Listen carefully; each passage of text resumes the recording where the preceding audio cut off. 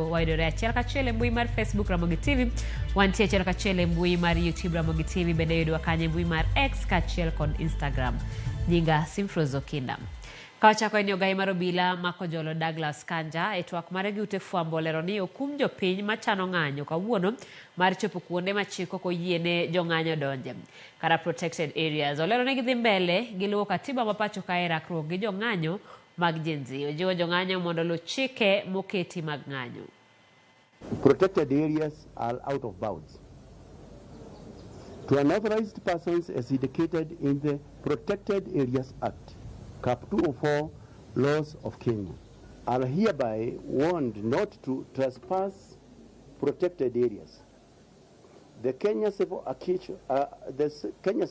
Aviation Act number 21 of 2013, under section 58, provides that any person who trespasses on any land forming part of the government aerodrome or an aerodrome licensed under the regulations made under the Act commits an offense that is punishable by the law. Based on the aforementioned, I wish to underscore in my conclusion that security of our country is our collective responsibility as Kenyans. Towards this end, we are working closely with other security agencies to ensure that our country is safe and secure for all of us.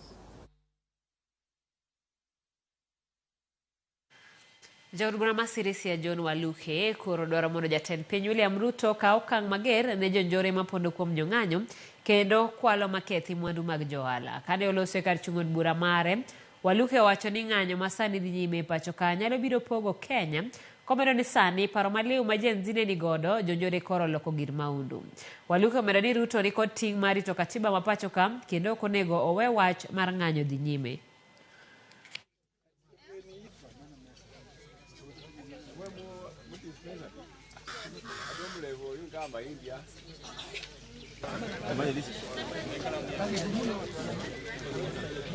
Na wewe sini walitaka rais afunje cabinet, rais akafunja hiyo.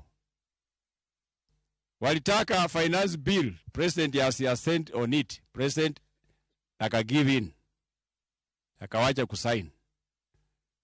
Demands zote zile walitaka, president ali give in. Na sasa president ameongea jana kuambia kwamba enough is enough, na ni kweli enough is enough. We need peace in this country. Yes. Tuna support rais kucancel kila kitu. Hao watu hakuna room tena ati hawapee wafanye maandamano. Kuna maandamano ni ya nini? Hata kama iko kwa constitution, sometimes inakatazwa because of destroy properties. Kwa nini iwe tu ati watoto waliwawa? Who is Gen Z? Tunasema maandamano ya kesho, tunaunga Rais Ruto mkono asimamishe na iishe kabisa. Hatutaki maandamano katika Kenya hii. Odbura Magarissa County oseyo Odbura Magarissa County oseyo rowere mag Gen Z kuom dhi nyime gi bago ng'anyo pacho kaka giwacho ni jatend piny William Ruto osemiyogi moko kuom gigo mane gidwaro. Ka otelnegi kod jalup spika mar kaunti no Abdirashid Mustafa, jotelogo wacho ni rowere mag Gen Z onge kod paro mopogore kod ketho kendo kelo liet mar siasa kod ketho mwandu mag kod thoe pacho ka. Bende gisiro lwedo chung' mar jatend piny mar chungo ng'anyo kendo singo mar tiyo kod chik e rito mwandu kod ngima jo Kenya ka gikwayo rowerego mondo yie gi twak gi sirikal.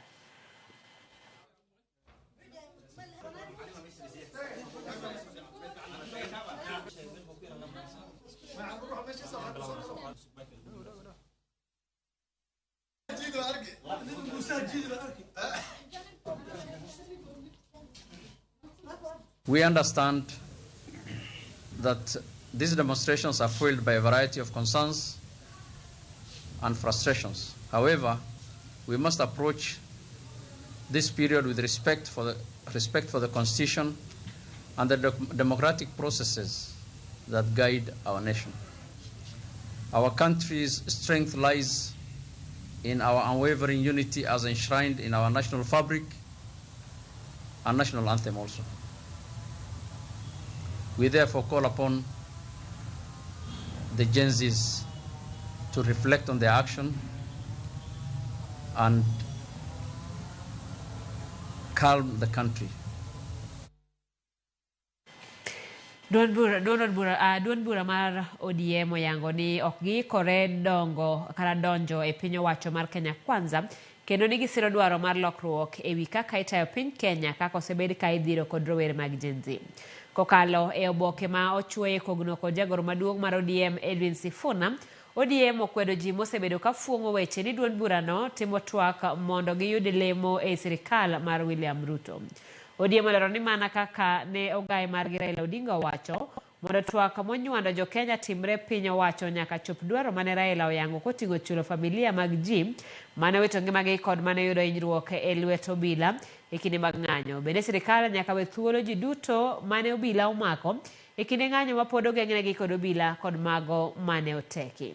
Donjo kendo ka ondamo ne obila mane ochielo magina ma onego kod mane odiemo jong'anyo kendo ni komanda mar obila Adamson Bungei mondo riembi e tich. E oboke no Sifuna osiemo jokanyo mag ODM manyalo bedo ni timo twak kod sirikal mondo migi lemo mar bedo jotend migepe, ka olero ni duond bura mar ODM ok tim twak moro amora mar donjo e sirikal, kendo ni jokanyo mag ODM maloso gi sirikal timo mana kamano kigin maonge sir mar tend ODM. Mogi report makamano mar ODM pod waikonu kendo ka wang'o chopo nwago wabiro miyougo e yo makare. Mano kotenre kod oboke mar duond bura mar ODM kagiwacho ni gionge e twak moro amora kod sirikal, kendo gichung' motegno kod rowere mag Gen Z ne gigo magidwaro. Kagiwacho kanyo ni ponono ni twak moro amora nyalo bedo to nyaka time mana koluwo chik tok sirikal yudo duoko makare. Ne moko kuom achiedh nade mar rowere osebedo ka kadhie ka gitemo mar mondo mi gidhir telo ma pacho ka otiyo makare. En report ma bende sama wang' waseikore to wabiro mi wadhi nyime kod weche manyien kama koro wadhi e kaunti ma Kericho. Kaunti ma Kericho lando ni gibiro ndiko jochiw thieth maromo 800. Koloso e kinde mane obago romo gi jochiw thieth e kaunti no, gavana ma Kericho Eric Mutai owacho ni sirikand kaunti no oketo tenge kwan omenda maromo bilion 20 mar konyo chwalo nyime chenro mag ndiko jochiw thieth. Mutai bende omedo ni nitiere dwaro mar neno ni jochiw thieth duto yudo chudo makare kendo e kinde madwarore. All of us don't over prefer, or if in case we don't have enough resources, with our humility. The HIV burden was so high, the prevalence was so high. You wait to be confirmed so that you can get. The problems why we're having this uprising in the nation now is because of corrupt practices. Why we're not moving as Africa forward? We have abundance of resources. It's because of corruption and bad practices. And in 21st century, we are committing that this is unacceptable. We will not allow that. And any staff which will be found in that direction will face the music alone. We know for a very long time we've had staff in Kericho County that has been working for this county, some even dating back to the year 2012, healthcare workers on contract. So we are here today to fulfill what we had promised them, that we are going to confirm them on permanent and pensionable terms. And we are beginning this week the process. We'll kickstart the process of confirmation this week. Even as we push our own source revenue to go to $1 billion, it will see us confirm 500 for now, 500 or thereabout, and then in phases like that we'll continue confirming the rest.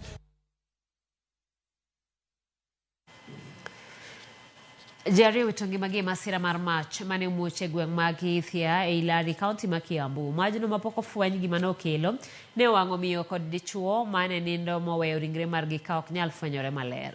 Jirende wacho ni majno ne otamo gi simo ka anyuola mar joma ne owito ngimagi to koyo obila mondo tim nonro mar fwenyo gima ne okelo majno.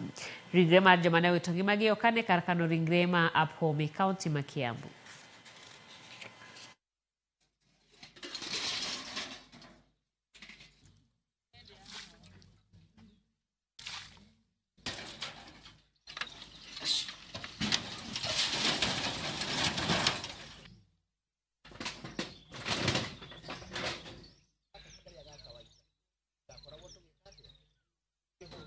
Tulipoingia ndani tulipata mwili wa ndugu yangu pale kwa kitanda mahali alikuwa amelala. Amechomeka kabisa. Bibi yake alikuwa karibu na mlango. Alikuwa amejaribu kufungua huo mlango na kutoa moja ndio aweze kuokoa.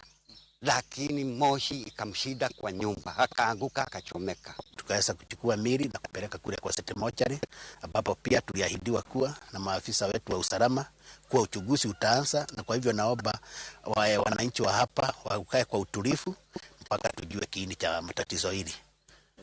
Saa hii ni boma ya tano kuwa imechomeka, na kiini chake inashukiwa inaweza kuwa ni shida ya umeme. Jari utongimagi kama mokwadeko yudo ijiruoke masira mara paya ukinyi makawuono ya paya maduong mar Southern Bypass bore Nairobi Town. Masira makamano timore tok lori mawuoke kardak makikuyu tumore gi trailer bange trailer no mako mach kendo lori no wang chutho. Yangore ni driver mar lori no ne okoneno trailer makare ikinde mane otemo donjo e ndara machielo.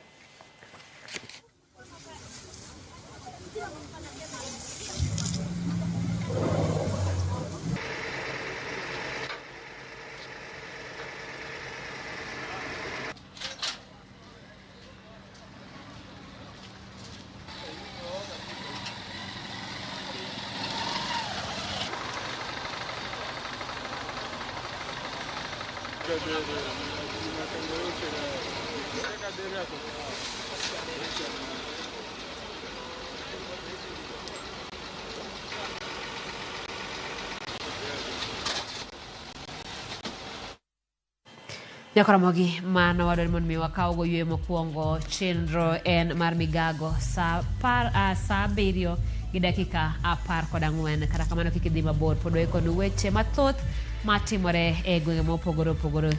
Aneno kabende moko komo oro kanyo ote. Youth leader Eriko Pepo wacho neno Ramogi TV maler kabisa en dala mar Kajulu Wangira. Erokamano Lawi Woda Dorian Rinya an Ramogi TV makare. To sirikal duto onego gwetao nikech waneno madongo. Anorwa time majority leader Kuyoma Kobongra Char an Ramogi TV maler. Jotelo wek kwedo ng'anyo nikech president pok oketo gik majenzi dwaro mano korwa. Ramogi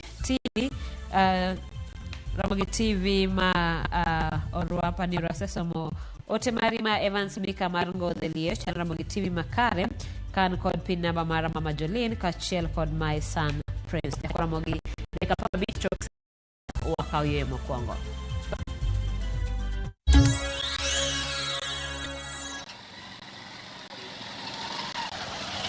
Secure your future through flexible savings with Haba na NSSF. Save today with as little as 25 shillings daily with the option of withdrawing 50% of your contribution with interest after consistently contributing for 5 years. Just dial *303#. NSSF, growing you for good.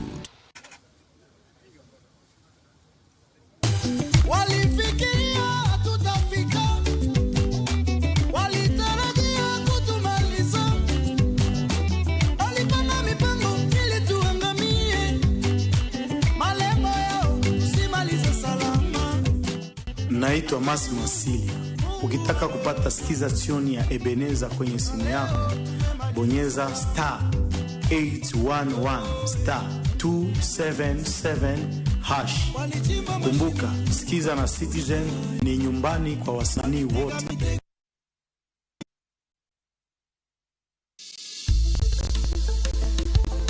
Gimawa en gima duong' moloyo. Nego beni wang'eyo kaka wadak, korka chiemo, exercise, nindo maber. Wakelo ni achiel kachiel lakteche man gi lony mararieya e weche ngima dhano. Kikwa discriminate ne joma nigi ndulume to tikwa pandgi to ng'eyo en teko. To kodok korka ngima mar del, bedo gi ng'eyo nyalo kelo lokruok maduong'. Wacho ni kendo Ruth pile ni e penj laktar kaindi chiemo watiyo godo mondo wageng' tuoche. Wabiro wuoyo gi ji e yo mabiro mulo chunyi kendo miyo pachi yawre. Obwongo gi del gin ga gigo motimre nade moriwore. Koro gimipidho obwongo mari luwore gi gino mipidho dendi. Riwri kod Ruth Otieno e penj laktar. wuok tich nyaka tich abich saa 12 odhiambo mana Ramogi TV. Penj laktar, ngima en mwandu. Introducing the Viusasa Data Pass Bundle. New way to enjoy your favorite shows on viusasa.com. For just 20 bob a day, dial *544*25# to get 200 MBs of Safaricom data, granting you unlimited access to shows like Becky, Mwendwa Thapki, Kundali Bhagia, Mapishi Time, blockbuster movies, and more. No registration, no subscription. It's a straightforward pass for uninterrupted entertainment. Watch all day with the Viusasa Data Pass.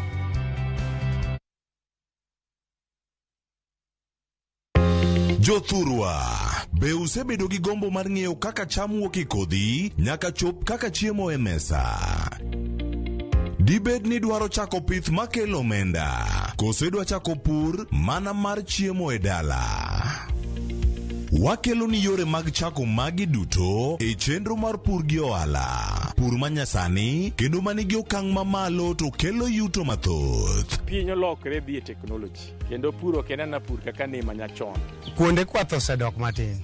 Tinyalo bet gi dhiang' achiel mar grade tikete e ot tiomone chiemo to chiemo. Pur mchele ber kendo nyalo teri mabor. Ngimani be nyalo lokore gi higa 2 kende kitiye yo morere. Pur gi ohala kelo ni jopur kendo joma olony e weche pur. Chieng' tich adek saa 1:45 otieno, kik bai.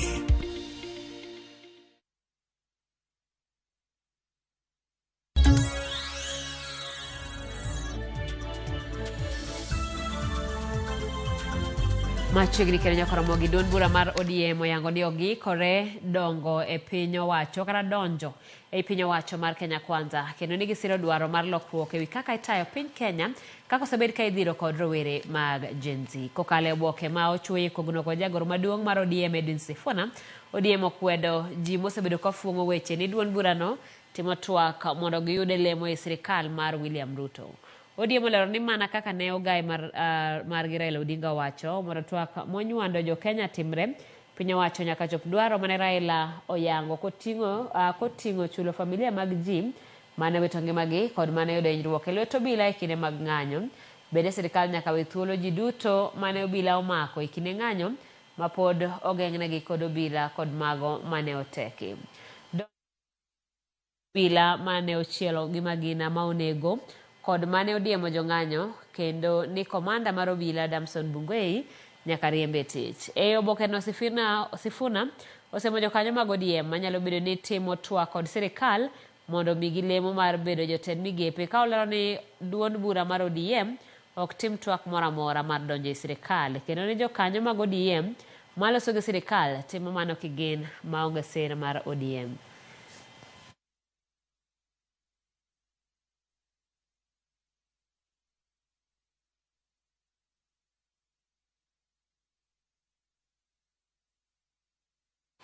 Wadhi e kaunti ma Bomet kama kweth rowere mawuok e kaunti ma Bomet okwayo jatend piny William Ruto mondo yier joma tindo kaka jotend migepe thuolo ma pod odong'. Gilero ni joma tindo ni kod tekruok mar tiyo ne jo Kenya, kendo ma biro tieko ng'ur ma joma tindo nigo ni kata ma joma tindo osebedo ka ywak ni weyo gi oko lemo mag piny owacho kinde ka kinde. Ginyiso jatend piny mondo owal achiel kuom rowere ma pacho kaka jatend migawo mar tuke kod weche ojende e kadwaro mar joma tindo nyalo chopo kare. Among the 9 ambayo imebaki kuna Ministry of Youth and Sports ambayo tunaomba rais na tunatarajia rais kwamba is going to appoint a youth. Na tukisema a youth is someone under 35 years. Because we don't want to see a case whereby tunasema a youth and it's someone above 40. So tunaomba rais consider more youths in your cabinet. And most of the operations that are running in the ministries need people with energy, need people who are exposed, people who know technology.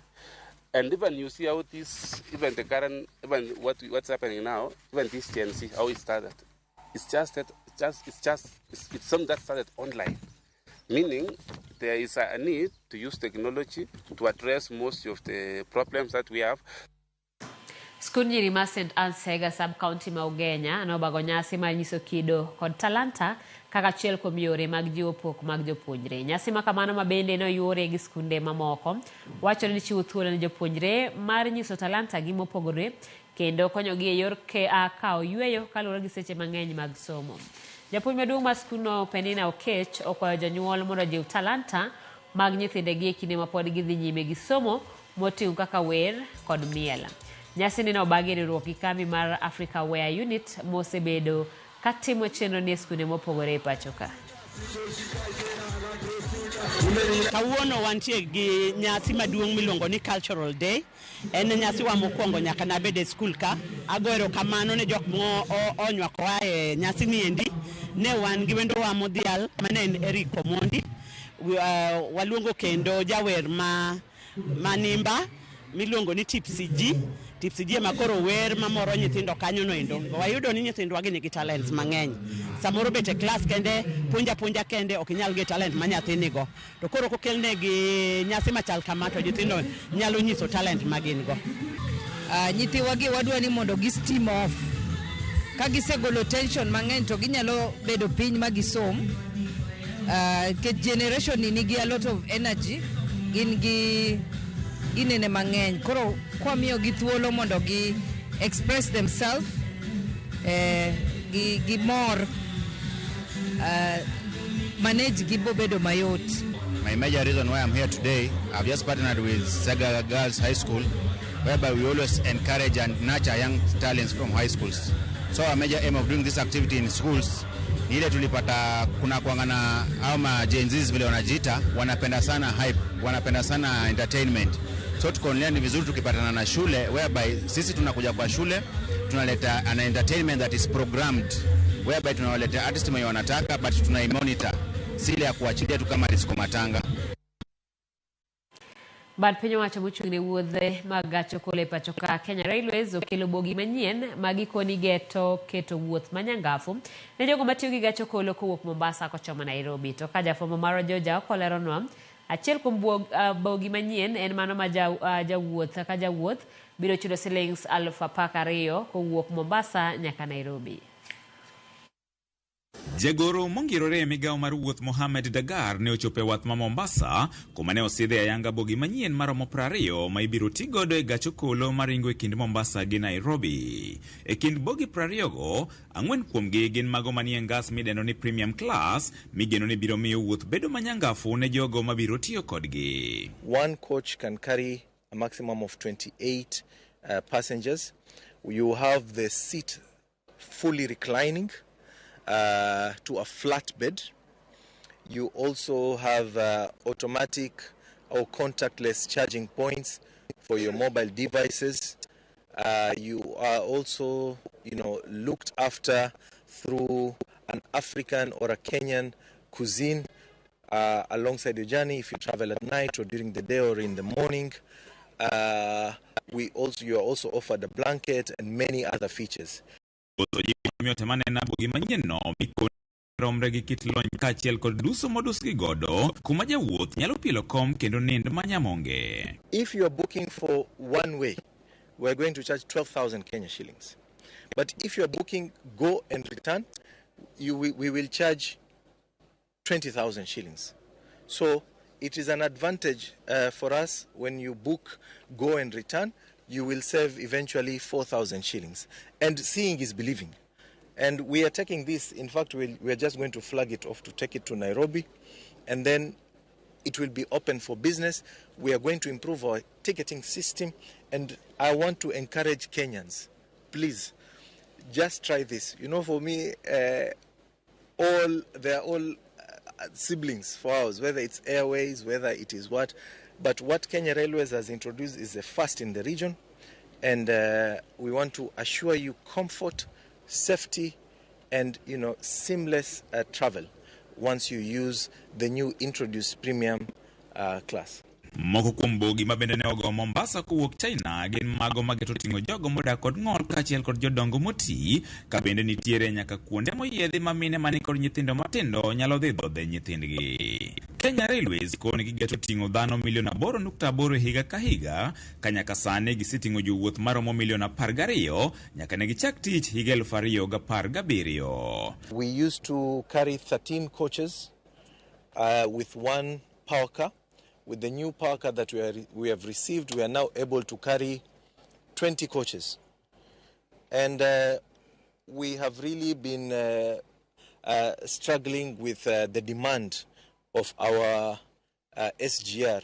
You are aware that schools, churches, government, including Office of the Director of Public Prosecutions, Judiciary, are a big clientele of the Kenya Railways Corporation, where we have what we refer to as group bookings. We are now able to, at least say in the meantime, try to meet the capacity to carry and ferry more passengers between the two cities. George Aoko, Ramogi TV, Mombasa. Od bura mamalo kidek yudore e rot madenye kinde ma oduoko chenro mag ayanga bang' dhi yweyo machuok ka paro ma opogore medo nyuolore kinde ma igeno mondo jood bura ogo kogno jotend migepe mane jatend piny William Ruto yiero e kidieny mokwongo juma mokalo. Jaod bura ma Luanda Dick Maungu wacho ni koso winjo dwach jo-Kenya malong'o ema nomiyo omonjo od bura kod jong'anyo dwe mokalo, kendo olero ni en mana wach ma nyaka ng'i malong'o kendo kony e geng'o thoe mamoko mathoth ka okwa jotend migepe mogwel e tielo mar ariyo kod jatend piny bang' golgi apis mondo wene jo-Kenya mamoko tijego. Maundu ne oloso e Bulonga e Simarwi kinde yao ayanga klese. Ombi langu ni kwamba hii shule shida imekuwa ni kubwa Kenya hii kwa sababu uongozi ambao umekalia kiti umekuwa ni uongozi ambao haujasikiza wananchi. Walifanya hivi majuzi katika bunge kuu, tulizembelewa na vijana kwa sababu sisi kama viongozi tulianguka mtihani. Wananchi walituma kwenye bunge ili kuongea mambo yao. Sikali mbo. Wakasema kwamba hawangependa mswada wa finance bill upite. Lakini sisi kama viongozi kakuwa na tamaa na ubinafsi mkubwa, kaona kwamba ni lazima ule mswada upite. Lakini vijana wakakuja wakasema nini? Tawe. Piny owacho mamalo ka okalo kuom apisi mar Women Rep ma Migori ochiwo taulo mag ria maromo 76,915 ne jopuonjre mawuok e sikunde 644 e kaunti ma Migori. Mae biro kinde ma nyithindo manyiri mathoth e kaunti ma Migori pod medo bedo kod pek e yudo taulo mag ria. Jojuma nigi lerno.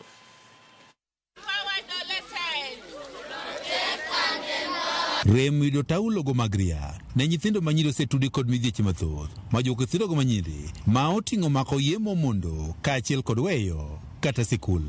Lipot manogol kod bad migaono mar piny owacho mochune kedo kod landruok ma kutego mag ayaki ma ong'ere kaka National Syndemic and Disease Control Council ne oyango ne nyithindo go manyiri maromo 254 753 ne omako yemo hiu e higano mar 2023. Moko kuom nyithindo go manyiri ma ok nyal yudo taulo go mag ria bende osebedo kaka oleo sikul e kinde ma gintie ria kaluwore kod lipot mogol kod migao mar somo e kaunti ma Migori. We do have cases of absenteeism among girls due to lack of sanitary towels. However, the government has been trying. You find that some girls get affected. They may lack the sanitary towels and seek these towels from unscrupulous means, maybe through men who eventually make them pregnant. Kaka yo mar konyo tieko midhiechegi ma nyithindo go manyiri kale kinde ma gintie ria, piny owacho malo ka okalo kuom apis ma Women Rep e kaunti ma Migori ochiwo taulo go mag ria maromo 76,000 115 ne jopuonjre e kaunti ma Migori. Pads duto mwakelo kawuono wa target mondo wami nyithindo 76,715.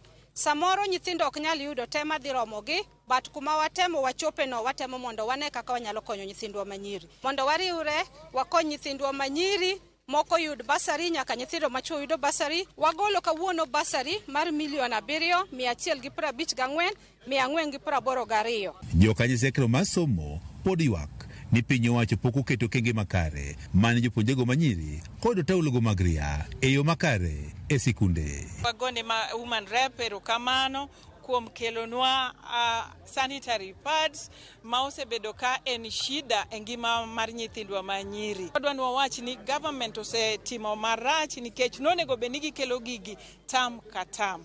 To nikech sani koro gisebudho ma koro gikele after 2.5 years. Omiyo wadwa wacho negi next time gikelnwa pads ne nyithindwa tam ka tam. We are working together with other entities and working in synergy with the departments and other MDS to be sure that as our girls get to school, they'll be supported not just with sanitary towels but also with relevant teaching, relevant information, so that they're able to keep in school. Woman rep mar county ma Migori Fatuma Mohamed mane wuoyo e kinde ma chiwo taulogo mag ria kaachiel kod omenda mag somo ne jopuonjre ne wane piny owacho kod migepe duto onegore kamoro achiel ma nyithindogo manyiri koro bedo kod yot e yudo taulogo mag ria. Mondo wadhi nyime gi timo gini pile ka pile dhi bedo matek nikech nyaka ne sirkal ni donji bang' higni 2 kawuono eka gimiyowa sanitary pads monyalo pogo ne nyithinde ka gigolo pesa mong'iyo sanitary pads. Koro wang'iyo ni to bang' higni 2 kende kwa dhi yudo koso wadhi timo nang'o. Kuom mano an nachokora matin madhi awuoyo gosiepena ma jotaki magiyawona kumoro matin e Isuna West ka makoro wadhi loso sanitary pads magwa ma are reusable, meaning ni inyalo tiyo kode tiluoke tichak iduogi tiyo kode kiny nikech mitiyo go dichiel tiwito ni waneno ka dhi bedo matek mondo nyithindwa ma e reserve ka onyalo yudo gigi pile ka pile. Lipot mogol kod National Syndemic and Disease Control Council e higa mar 2013 yango ni nyithindogo manyiri 3 kuom 4 ma osechako neno malo to wuok e reserve yudo taulogi mag ria ka kuom chuo kata yawuoyi magiterore godo. George Juma, Ramogi TV, Migori. Erokamano nyajo Juma. Riwruog joriemb apiko motisi kaka Bodaboda Safety Association okwedo ng'anyo mar rowere mag Gen Z mosebed kibage pacho ka. Kolo seteseno bila ma Jamhuri buore Nairobi, jakom mar riwruogno Kevin Mubadi oyango ni gin gi luoro ka luore gi jonjore mosedonjore e ng'anyo mag rowere mar ketho mwandu kendo tiyo gi joriemb apiko e moko kuom timbegi mag njore. Okwayo joriemb apiko duto mondo kik donjre e ng'anyo makamano kata chenro moro amora miteno gi ng'anyo. Romo makamano bende noyuore gi jalup jatend obila mar kar dak ma Kileleshwa. Kwa hivyo tunaendelea vizuri. Kwa fursa hii OCS karibu tuweze kualika sababu sisi viongozi na nyinyi Kileleshwa kidogo. Na ningependa mnisikize kwa makini. Maandamano inatendeka, hiyo maandamano ikitendeka, sisi kama watu wa bodaboda tunapoteza biashara. Sina mna hiyo bodaboda? Ni mnapoteza biashara? Mnataka maandamano ama mtaki maandamano? Yes. Sisi ni kama sekta ya bodaboda tunasema hatutaki maandamano kwa sababu hao magunzi wanaenda wanachoma mpaka petrol station, wanaharibu maduka, wanaharibu kila kitu mahali ambapo sisi tunafaa tuende tufuel pikipiki zetu. Siku ya leo tumejitokeza kuweka uhusiano mwema na serikali na wanabiashara wenzetu ili wakati huu wa maandamano ili tuweze kufanya kazi pamoja, ndio pia biashara zetu ziweze kunawiri, tusikuwe na shida ya hapa na pale, kwa sababu wakati huu kwa hii sekta yetu iko na changamoto kwa wale wauni goons, wale wana infiltrate kwa hii biashara wakitumia bodaboda kufanya uhalifu. Naomba president wetu atuangushie mafuta kidogo, imetufinya sana. Na pia maandamano sisi kama wanawake wana bodaboda hatujiizishi nayo na hatutaki, tunaunga serikali mkono na tuko pamoja, tutaenda pamoja. Na ningeuliza Sakaja ambaye ni gavana wa Nairobi, aturuhusu tuingie Nairobi tutafutie watoto. Hizi shida sote tumeanza kusitatua saa hii kwa sababu tumeitwa mkutano pamoja na president pamoja na deputy CBD. Clap for yourself. So I'm certain that this is the start of getting solutions of many things. Jodak molo 10,000 mawuok e kar chung'o bura ma Kamtonga County ma Taita Taveta koro nigi luoro ni inyalo riembgi e kar dak margi kaluwore gi ywaruok mar tong' e kind gweng' ma Kutima kod Choke. Ka giloso e magawa moro e kinde mane giromo gi apisas mag arita kwe, giywago kony moro amora manyalo tieko ywaruok moserocho chenro mopogore opogore. Apisas mag arita kwe ogolo siem mager ne jogo mosebedo ka yware kendo keto ayanga chenro mag twak e kind jokanyo mana ni jodak okedo gi kwe.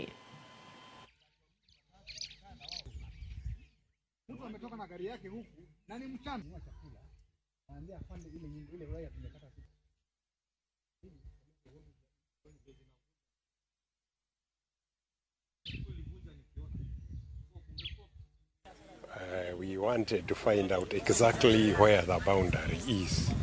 There's been some misunderstanding in the area whether the ranch is part of the reserve or the reserve is part of the ranch. And we just wanted to talk to the people and reach an amicable solution. Leo ndio tumeukaliwa mkutano na mhusika mkuu na tumemsikiza na akaongea na tunashangaa akisema kwamba ile ilikuwa barabara temporary na wakati unanunua shamba ama plot lazima ujue boundaries zako na hakuna haja kusema ati ile ilikuwa ni ya baadaye alafu baadaye tufanye hivi. Kama hii map ya Sapia ile yenyewe original kama itakuja yangushwa hapo ilikana ukweli. Sisi tutaivulaya hiyo na tutashirikiana kwa pamoja. Ni map ile ya zamani. Ndio tunaomba serikali ituletee huku underground tuje tuone, tuje na wakuja na masavea wale wa serikali. Waje watuoneshe boundary ya range na boundary ya wananchi ndio tuwe tunajua mpaka yetu ni wapi. Juu sisi tumeishi pale hapo mahali mtu amejenga nyumba, umekata shamba na unakuja kuambiwa leo hii ni range. Sasa sisi tunashangaa na hakuna notice. Waonyeshe mpaka ule kamili na walete ile mapu ya samani. Yakaramogi wadhi nyime koda weche mamedo timore pacho kaka mamoko kuom jotelo mawuok e kaunti ma Kisii kwero were mondo ked gi kwe e kinde magichwalo dwachgi ne jatend piny William Ruto moloyo to e keto e lai chenro mag sirikal. Gidwaro rowere mondo oyie bed gi twak kod jatend piny kaka achiel kuom yore mag neno ni chenro mopogore pacho ka odhi nyime makare. Kenya ni kubwa kuliko mtu yoyote. Kuketi ndio kutalete mawasiliano, ndio kutalete majibu. Maana watu wakisha kuwa wameketi, hapo majibu inapatikana kwa haraka kuliko wakati wanaweka misimamo mikali. Rais William Samuel Ruto ni mmoja na sisi tuko wengi. Anaongoza Kenya nzima, iko na mamilioni ya wengi ya watu.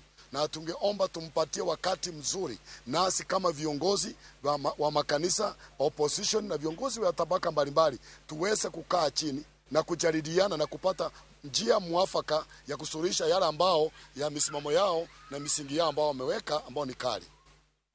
Njia ile kanisa limejiingiza kwa siasa imetuletea shida mpaka siku ya leo. Sisi hatujaweza kuwa na nafasi ya kuongoza kanisa kulionyesha njia ya Mungu. Tumegawanyika vikundi viwili kanisa. Kikundi cha kwanza ni cha State House, kikundi kingine ni kile kiko kinyume na State House. Walio State House wanalaumu wasio State House ya kwamba mnalia kwa maana mkupata nafasi ya kwenda na nyinyi kupata kitu. Walio nje nao wanalaumu wale mumeenda mkafungwa mdomo na kile mmepokea. Sasa kanisa likiwa limegawanyika hivyo hakuwezi kuwa na sauti. Na kwa hivyo ndio maana unaona mambo haya yanatendeka.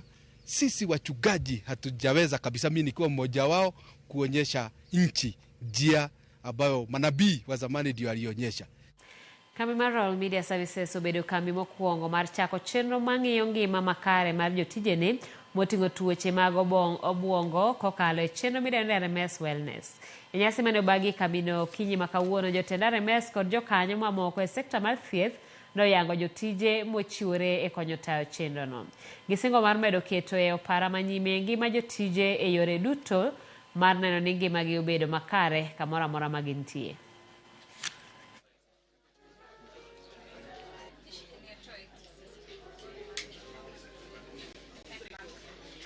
You know, the administrators wa asubuhi wa mchana na So as we gather today, we do this with the full knowledge that a healthy person is a productive person. And this is another job that is always about others and nothing about yourself. Whether you're asking questions in an interview, it's not personal. Whether you're out there covering maandamano, it's not personal. Or whether you're in parliament trying to analyze the budget, that is not your personal budget. You're always doing this for the sake of what we call in the industry public interest. So the general environment, to summarize it, is that of high pressure. And partnerships like this come in handy for us. We need our staff to be well in order for our business to be sustainable. The staff at individual level and at group level must be okay for us to achieve our group strategy. And that is why you really come in at a very, very important time. This for us means a lot, and we count on you to help us realize those objectives. People should be encouraged to seek help. There are many people who need help, but they don't know they need it. And how you're going to do that is being available. Some of the people who, again, are very jovial, they are very jovial to hide the pain they're carrying inside. And unless you reach out, you'll never know. You'll only get to hear the way Lina said, that person went in this direction, went in this direction. We also know that the Presidential Task Force report that was published in 2020 July did highlight that 25% of us, kumaanisha moja kati wa wale wanne ambao watatangatanga humu ndani leo or in the next 3 days, huenda wakawa na mahitaji ya afya ya kiakili. Tunajua fika kuwa wale ambao watalazwa kutokana na what we are doing here today, 1 in every now 4 out of every 10. So 4 out of every 10, unajua hapo sasa hii asilimia inapanda sana, will have a mental health need.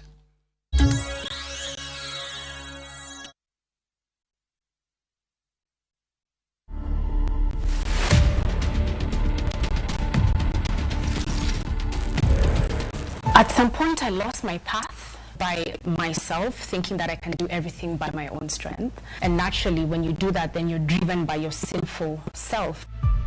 Johnson ni pet wa mine. Johnson saizi ni my companion. Kupeana ni ngumu. Waki naeza feel lonely. Together as Wasafi, whenever we need prayers here, we can come and do a prayer. Nikikuja hapo first time alikuwa mtu wa kwanza kunishika mkono. Ni mtu mwenye akona ile utu ya kusaidia. Current state of mental health among Kenyans is actually quite worrying. I literally wake up and I feel like literally I don't want to do anything. Simba yuko hapa ndani tayari. Na ashamshika mbwa, amemkanyagia chini. Hapo ndio nichukua jukumu nikagonga bati. Don't miss out. Catch these amazing stories and more. Download the Citizen Digital app now. Available on Play Store and Apple Store. Citizen Digital, Kenya's #1 news app.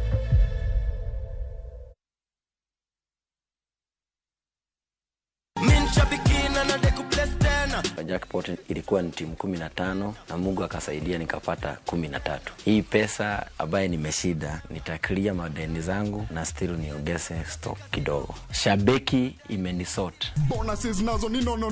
Kuanzia 12, 13 and 14 correct predictions. Unacheza na 99 bob tu.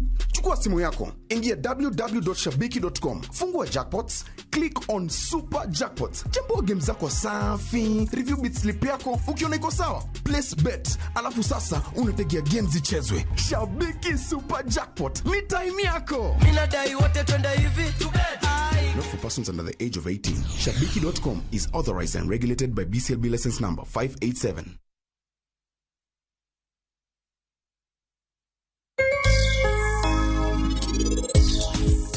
Kalure gi kaka ndalo sudo pile e kaka tuo mareno medra meda. To gi kaka ng'e tuo mareno ibo luong ni mixed amnesia.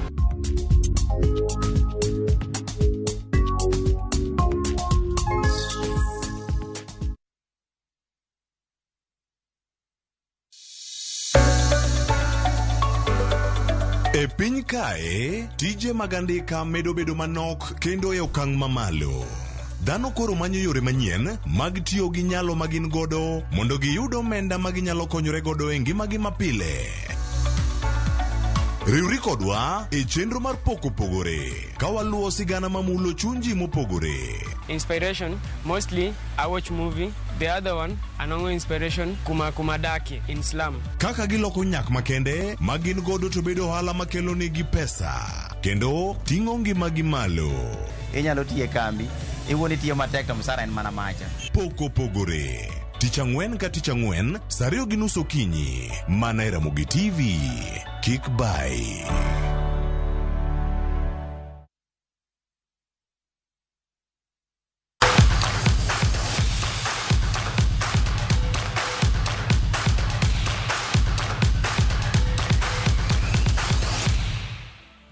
Machiegni pau tuke jatugo Ibrahim Ndung'u norienye tuke mag pimo sadha gi magina mag Zimbabwe International Open Shooting Championship mane obagi e alap ma Cleveland Pistol Club boma ma Harare.